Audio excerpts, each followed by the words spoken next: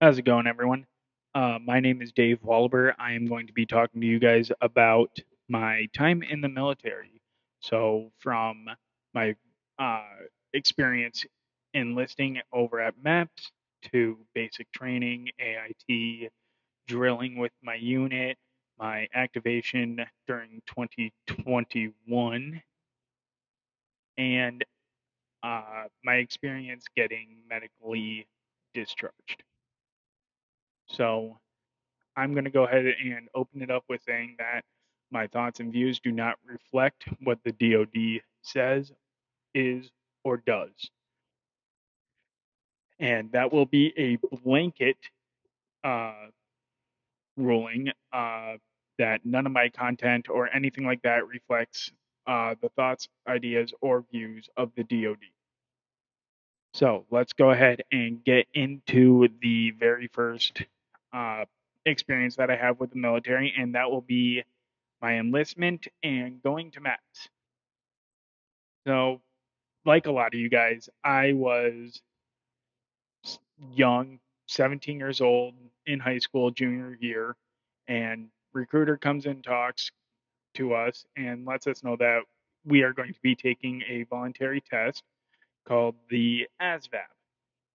Uh, at this time, I really didn't know what I wanted to do with my life, so I was just like, all right, great. Let's go ahead and knock this test out and we will figure out what we are doing after. So I take the test and a couple weeks go by and the recruiter stops into my English class and asks to pull me out of class. And he says that he wants to talk with me one on one after school that day. So I go into his office that day. He sits me down, explains to me that yes, I did. I had a decent score on the ASVAB, and he wants me to think about enlisting. And he gives me the options for the unit that he was in, which was a 91 Bravo wheeled vehicle mechanic and an 88 Mike, which is a wheel vehicle operator. So uh, I my choices were at this point a truck driver or a mechanic. Well, I chose to be a mechanic. So we sat down. He told me about the GI Bill, possible enlistment bonus, um, all of that, all the benefits like TRICARE as well as dental, vision, and life insurances as well. And that's kind of where this journey starts. Just one day I decided, yeah, I'm going to go ahead and go take a test. I hated tests in high school, by the way. I don't know what actually possessed me to go take this test. So we get all the paperwork done and come into March 13th. We go to a place called MEPS in Sioux Falls. I didn't know what MEPS was, what it stood for, anything like that. All I know is that the 12th, my recruiter drives me up in a GSA, which is a government service automobile, to a hotel, and I'm told, all right, you can have uh, dinner. Uh, Otherwise, just relax, stay in your hotel room. There's a lot of stuff going on in this town this weekend. Let's go ahead and make sure that we don't mess up. So I go out, I go downstairs. They have dinner waiting for military recruits and all of that. And I go get some food, and then I uh, I had left right after school. So by the time we got there, and got all checked in, it was already 5:30, 6 o'clock. So I'm already tired from school. Didn't really sleep on the way up there. Was nervous. All of that. Um, I go get dinner. I have a couple of small things. I want to say I had a burger and that was it. Maybe some chips and then a bottle of water. So after that, I ended up back in my hotel room chatting with the guy that was put in the same room as me. We had the same recruiter, so we got to talk and all that, figuring out why each of us joined. I joined because I have family in the military uh, who were in Korea, Vietnam. My great grandfather was in World War II on a ship and all of that. So I come from a family history of it. To this day, I can't remember what he had said. I had a lot of nerves at that point in time, but come to 5:30 in the morning the next morning, and we are waking up. We were told be down in the lobby by 6 o'clock. So it's 6 o'clock. Breakfast, the continental breakfast isn't even being served yet at this hotel. So we were given a couple granola bars, told, "Hey, get on this transport van, and uh, we'll be over at the MEPS station in a little bit." All right. So after we get on the transport, we're headed to MEPS, and I'm still tired because I was tossing and turning all night. I want to say I maybe got 3 hours of sleep, and so I was tossing and turning all night. And I get on this transport van, and I am dozing in and out, and I'm nervous. Like my hands are shaking. I'm worried. All of that. Like what's going to happen to me here? All I was told is that all I need to do is sign some paperwork. So why am I going to a different building in a different town to sign a piece of paper? I wasn't really prepared for MEPS. Um, so we get to MEPS, we offload. We're told, hey, go into this room. They gave us the briefing of like, hey, if you have any medical conditions, have ever done drugs, any felony convictions, anything like that, tattoos, you need to raise your hand. So I raised my hand because I had a tattoo at that point in time. I had one on my uh, right shoulder. So I raised my hand, and they're just like, all right, what is it? Crime, drug, uh, self harm thoughts. What is it? Well, like what's going on? Why are you raising your hand? And I said, well, I have a tattoo on my left on my right arm. And they're just like, all right. So they take me into the back and they ask me, hey, was it done in a shop? Uh, did you have any infections? Anything like that. Granted, I didn't know that they were going to run my blood yet. So I answered, all honestly, it was done professionally and all of that. And they took me, had me take my shirt off, and they got photos of it because it is an identifying marker at that point in time. I didn't know what they wanted. I generally had no idea why they were taking pictures of me. And this was really my first experience with a lot of active duty members and all of that all in one area. So, I mean, it's very overwhelming as an adult to deal with situations like that where you don't know what you're getting into. But there's also the fact that I wasn't even 18 years old yet, and I was going through this. So after that, I go back out to the room. They run us through a line, get IVs done, urine analysis is done. Um, they also do physicals and all of that, and then they get vitals and all that physical. Like I said, physicals. Then my score was actually 1 point short of being 50 on the ASVAB, which that would make my score a 49. I needed a 50 in order not to take an additional exam that says, yes, I am mentally able to do this and all that. So I went through, did it, knocked that out, and was told, all right, well, now you're going to go sit in this room and wait for someone to call your name. And I think I sat in that room for about, it felt like 6 hours. It probably wasn't 6 hours. Now that I think of it, it was probably only like 2 hours.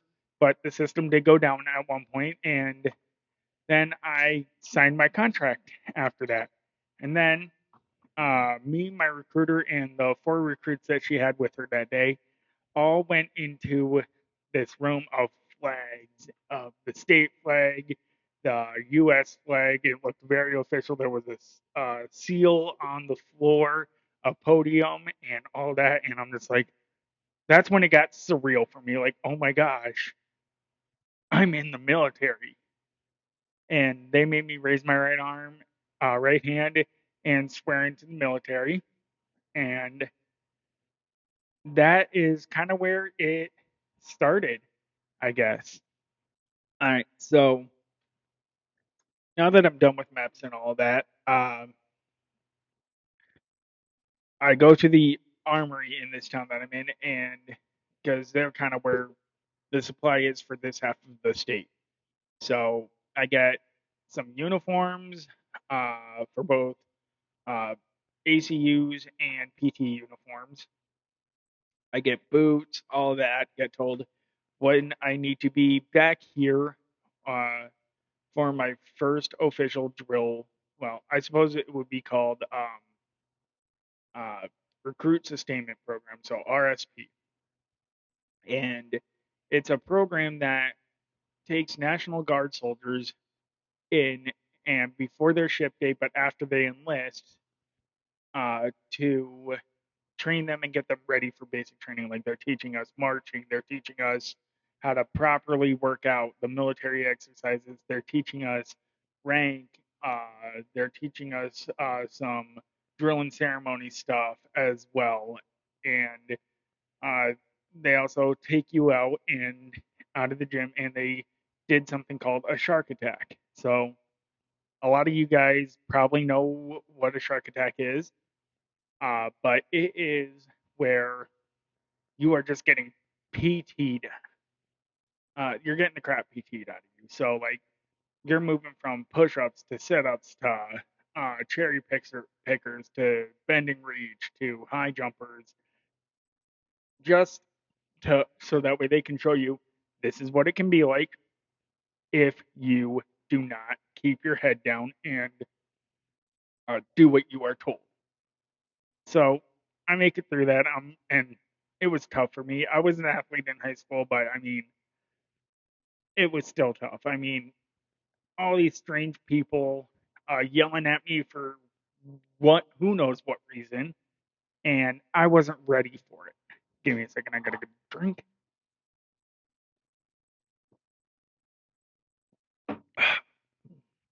Excuse me. So after the shark attack, uh, we get back in formation and we're told, okay, follow the cadre up and they're going to show you your room. You're going to ground your uh, backpack. You're going to, at this point, we had already turned in our cell phones and all that for the weekend. Um, you're going to ground your stuff on a bunk and you are going to change out of your PT uniforms into your ACUs. And then we are going to do some classroom training. So that very first day, first classroom training, I knew the instructor. They were my recruiter. And I had made a friend on the bus on the way up there. I'm not going to say his name, but he was also in my unit the entire time that I was there. And we became pretty good friends. So we were talking and all that. And the instructor walks in and uh, she says, all right, you guys need to be quiet. And anytime that I walk through that door, you are to stand up, put your hands behind your back, and say at ease. Because that is the position you take when an NCO walks in the door. However, the rule is if there's already an NCO in there that is the same rank or lower, you do not have to call it again. So we went ahead and did this class, and we learned why everyone joined. Started to break down ranks and insignias for the military. We also started learning the Soldier's Creed. And I honestly don't remember much about this first drill. It was very nerve wracking.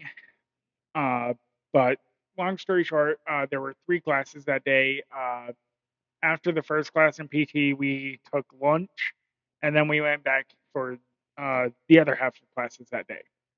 And then by about 17, no, not 1700, about 2000, uh, we're told, hey, go upstairs, lights out in an hour, shower if you need to. So if you needed to shower, you showered, all that. Then you went into bed.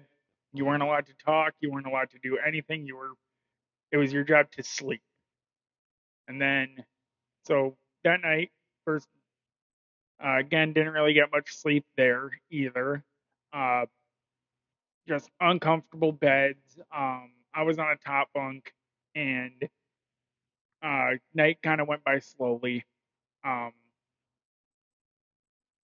then after that, uh, we woke up. I want to say wake up zero was 05, and we were to be in PTs. And the very first thing that we did that morning is we got into formation and all of that, and you could tell who had been there for a while and who was brand new. So my platoon was all of like, hey, this is their first time ever doing this, uh, called red phase. So red phase looked like a soup sandwich in formation. White phase looked a little bit better. They had time there.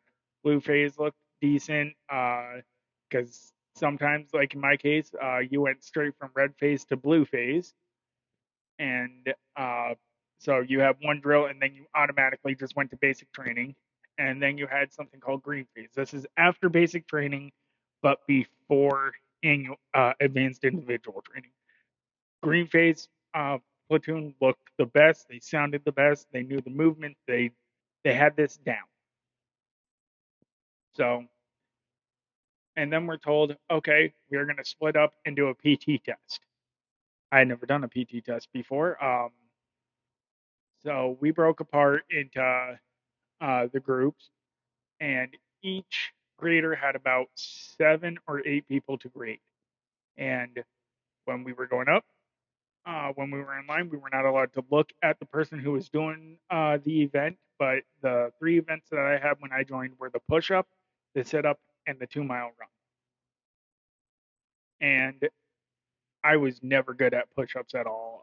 Running, I struggled at as well, but sit ups, I was always able to knock those out. So it was a tough, um, to say the least. So we knocked out the PT test and all that. Then we had a little bit of classroom time, and then we also had time to go tear down our linens from our bunks. We got bag lunch for the way home, and we got on the transit van back to where we were going, back to where our car was parked. But I'm going to end that with MEPS and my first drill ever done. In RAPS, I would like to say that it's an experience. Um,